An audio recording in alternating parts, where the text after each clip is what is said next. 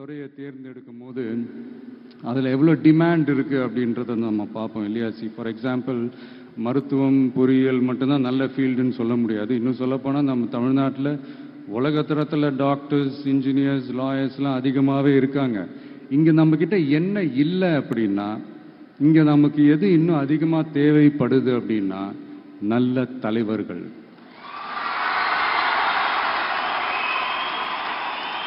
நான் தலைவர்கள்னு சொன்னது வெறும் அரசியல் ரீதியாக மட்டும் சொல்லலை. இப்போ நீங்கள் ஒரு துறைக்கு போறீங்க, அதில் நீங்கள் சிறந்து விளங்குனீங்கன்னா அந்த ஒரு தலைமை இடத்துக்கு உங்களால் ஈஸியாக வர முடியும்.